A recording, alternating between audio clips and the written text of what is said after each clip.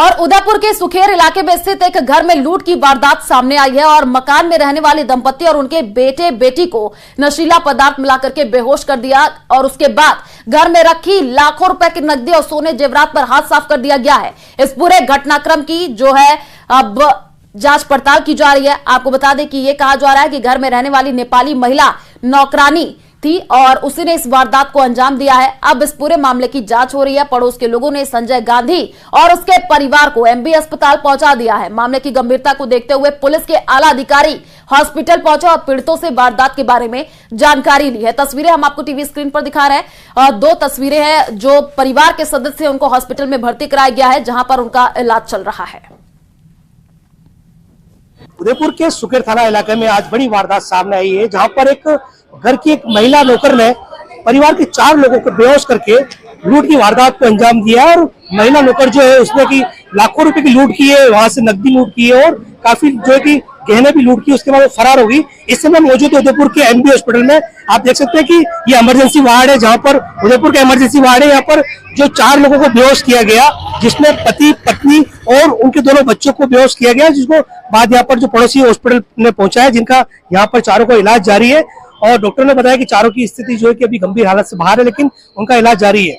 और पुलिस से जब बात की, पुलिस ने बताया कि इस पूरी वारदात में जो घर की महिला जो नौकर है उस पर पूरा शक गया, क्योंकि उसके बाद वो वारदात के बाद वहां से फरार हो गई और लाखों रुपए के जेवरात और नकदी गायब है। लेकिन पुलिस जो है कि पूरी तरह से इन्वेस्टिगेशन कर रही है कि कितना माल गया और अभी लोकेशन उसकी ट्रेस करी, ताकि जल्द से जल्द पता लगा जा सके कि अभी उसकी लोकेशन क्या और जल्द से उसको पकड़ा जा सके। ये उदयपुर का एमबी हॉस्पिटल है, जहाँ आप देख सकते हैं कि चारों का वार्ड में अलग अलग जगह इलाज चल रहा है।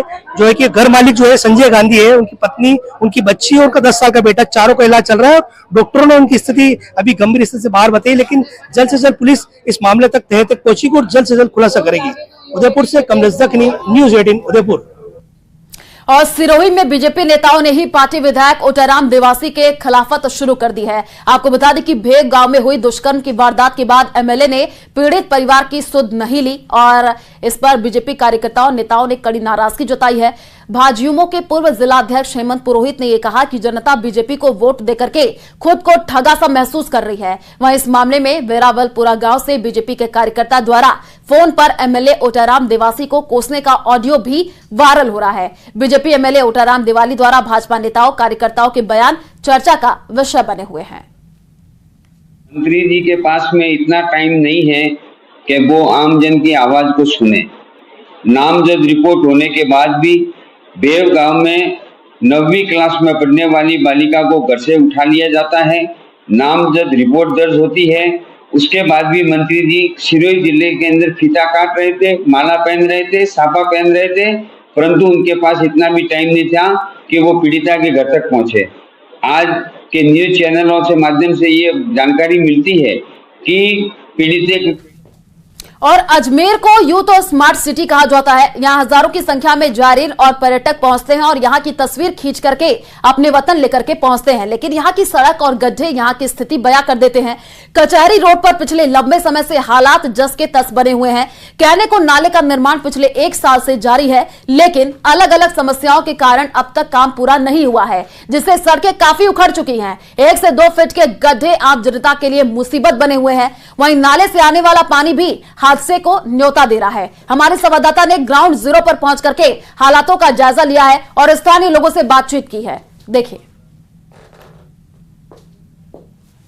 बाजार और कॉलोनियों के साथ ही मुख्य मार्गों की सड़कें उखड़ने लगी है। अजमेर के इस वक्त जो हम कचहरी रोड पर स्थित हैं, आप देखेंगे यहाँ का जो काम है लंबे समय से चल रहा है। नाला निर्माण जो है वो लंबे समय से चल रहा है, लेकिन पूरा नहीं हुआ है। इसके कारण यहाँ जो सड़क है उन पर गड्ढे लगातार बढ़ते जा रहे हैं और बारिश के इस मौसम में हादसों को यहाँ पर न्योता देते दिखाई दे रहे हैं। अलग अलग स्थानों पर पानी भरा हुआ है और काम की बात करें तो आप देखेंगे किस तरह से स्मार्ट सिटी के तहत होने वाले इस काम में लीपापोती की जा रही है।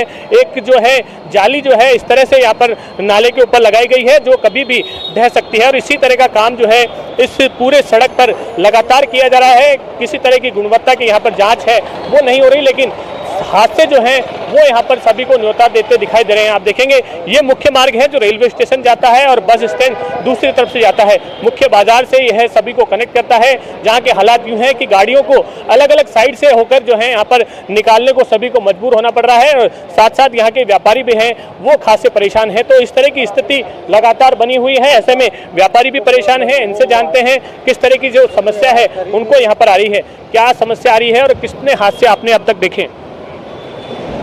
आए दिन एक्सीडेंट वगैरह हो जाते हैं, खड्डे हो रखे हैं ज़्यादा बरसात के कारण, और जो है मतलब आए दिन व्यवस्था बिगड़ जाती है, जाम लग जाता है हर 2-1 घंटे बाद। तो ये काम पहले हो जाना चाहिए, तो अब हो रहा है ये बरसात। आप गाड़ी चलाकर आए हैं इस रोड से, क्या देखा और किस तरह की गाड़ी आप चला रहे हैं? चारों तरफ गड्ढे गड्ढे हो रहे हैं और एक्सीडेंट होने का खतरा बढ़ रहा है। जैसे बारिश है देखा मैंने, चारों तरफ बड़े बड़े गड्ढे थे। कैमरा पर्सन कौशल सेन के साथ अशोक सिंह, न्यूज़ 18 अजमेर। और अलवर के शेरपुर बास गांव में ग्रामीण कई सालों से पानी को लेकर के परेशान है, लेकिन उनकी समस्या का कोई समाधान नहीं हो रहा है। इसके विरोध में बड़ी संख्या में ग्रामीण सुबह मिनी सचिवालय पहुंच करके कलेक्टर को ज्ञापन देकर के अपनी समस्या से अवगत करवाया। यहां रहने वाले एक स्थानीय ने यह बताया कि सांसद भूपेंद्र यादव हमारे गाँव में वोट मांगने आए, तो उन्होंने कहा कि चुनाव खत्म होने के बाद आचार संहिता हटते ही इस गाँव में पानी आ जाएगा, लेकिन नेताओं के वादे खोखले होते हैं, इन पर विश्वास करना नामुमकिन है। उन्होंने कहा कि भूपेंद्र यादव ने सिर्फ आश्वासन दिया, लेकिन उसे आश्वासन पर खरे नहीं उतरे। अभी तक एसडीएम, तहसीलदार और अब कलेक्टर जी के पास आया, कितनी बार परिवार दे दिया लिख के, पर आज तक उस जगह को नहीं थरप पाया, जबकि सरकारी जगह है। कुआ की करीब 60 साल पहले से गांव है, वो कुआ सूख गया 20 साल से।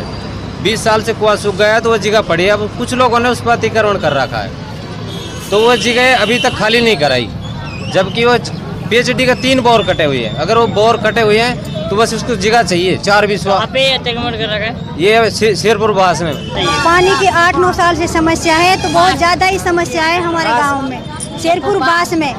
तो मतलब महिला 5 किलोमीटर दूर से पानी लेकर आती हैं, तो इतने घर का काम नहीं होता है, इतने पानी की चिंता लग जाती है, पानी भी लाना है हमें। तो हमारा गाँव में कोई कार्रवाई नहीं हो रही है। और चलिए रुक करते हैं अगली खबर की ओर। राजसमंद के रेल मगरा में चोरों द्वारा एक मंदिर को निशाना बनाया गया है। चोरों ने मनसापूर्ण महादेव मंदिर में चोरी की वारदात को अंजाम दिया है। चोरी की वारदात सीसीटीवी में कैद हो गई है। चोरों ने मंदिर से करीब 2000 रुपए कैश के अलावा एलसीडी, सीसीटीवी, डीवीआर कैमरा चोर उड़ा करके ले गए हैं। म्यूजिक सिस्टम समेत कई इलेक्ट्रॉनिक उपकरण भी चोरी कर लिए गए हैं। सूचना मिलते ही पुलिस ने मामले की छानबीन शुरू कर दी है। तस्वीरें हम आपको टीवी स्क्रीन पर दिखा रहे हैं। सीसीटीवी फुटेज सामने आया है, जहां पर मनसापूर्ण महादेव मंदिर में चोरी की यह घटना सामने आई है। चोरों ने मंदिर को निशाना बनाया और वहां पर लगे सीसीटीवी कैमरे, साथ ही साथ और जो भी इलेक्ट्रॉनिक चीजें थी उसको चुरा करके ले गए।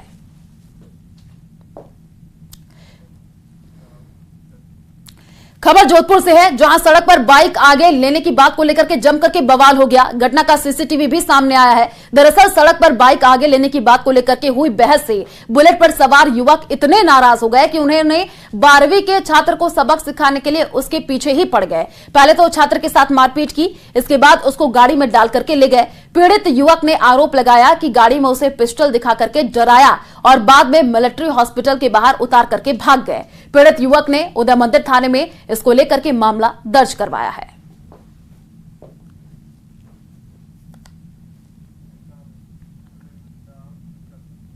राजसमंद जिला मुख्यालय से सटी बोरज पंचायत के ग्रामीण पैंथर की आवाजाही बढ़ने से परेशान है। एक दिन पहले एक पैंथर शाम के समय खारंडिया रोड पर नजर आया। कार में सवार लोगों ने इसका वीडियो भी बना लिया।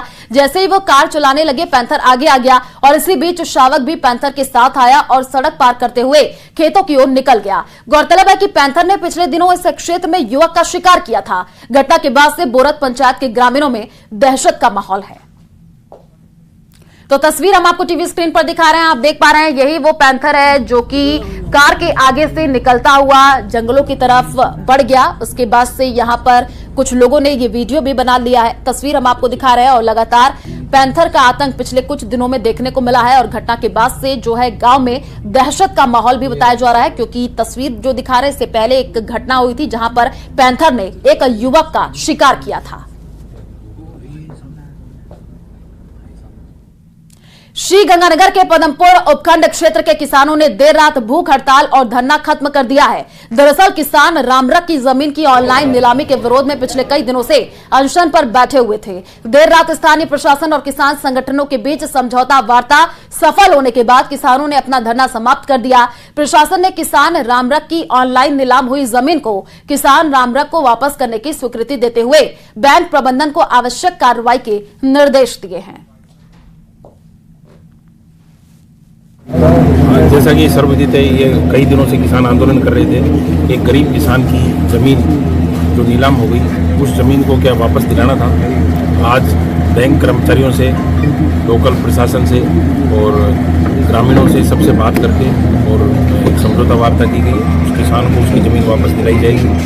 बैंक के जो वरिष्ठ अधिकारी, जो उच्च स्तरीय अधिकारियों से बात की और एक रास्ता निकाला गया कि जो गरीब किसान है उसको ज़मीन से वंचित ना होना पड़े।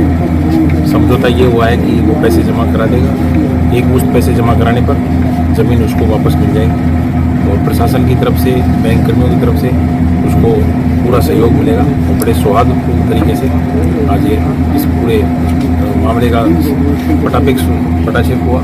सारी बातें भाई रणजीत राजू ने बताई हैं। प्रशासन की संजीदगी से ये हुआ है। अभी भी बैंक ने कोताही बरती थी, हमारा तो ये निवेदन रहेगा कि बैंक ने जो कोताही बरती थी वो नहीं बरते। बैंक के आला अधिकारियों से जो बात हुई है, हमने प्रशासन के आश्वासन पे उनकी बात को स्वीकार किया है।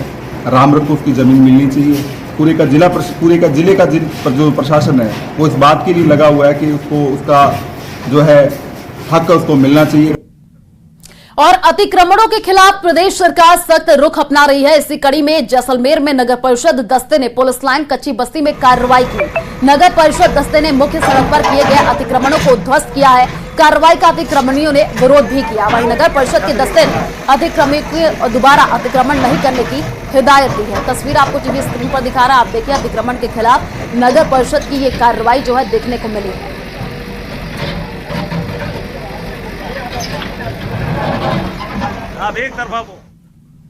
खबर कोटपुतली के बांसूर से है, जहां कार की टक्कर से बाइक सवार ससुर बहू की मौत हो गई। बाइक के परखच्चे उड़ गए। ससुर अपनी बहू को बीएड की परीक्षा दिलवाने ले जा रहे थे। घर से बमुश्किल 10 मीटर आगे निकले ही थे कि अलवर बहरोड स्टेट हाईवे पर बांसूर के हरसौरा में यह हादसा हो गया। डॉक्टरों ने जांच के बाद दोनों को मृत घोषित कर दिया। फिलहाल पुलिस ने पोस्टमार्टम करवा करके दोनों शव परिजनों को सौंप दिए हैं।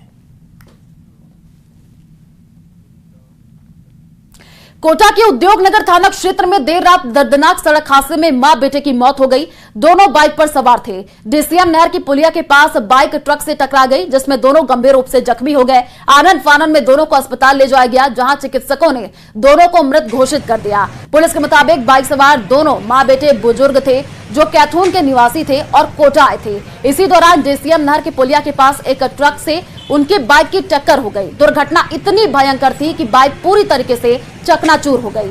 ट्रक चालक मौके से फरार हो गया, जबकि ट्रक को जब्त कर लिया गया है।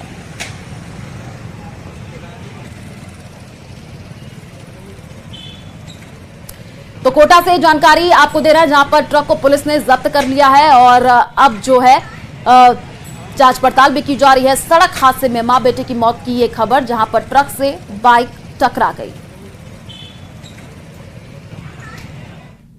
और चलिए फिलहाल इस बुलेटिन में इतना ही। आगे आपको दिखाएंगे देश दुनिया की तमाम बड़ी खबरें। नमस्कार।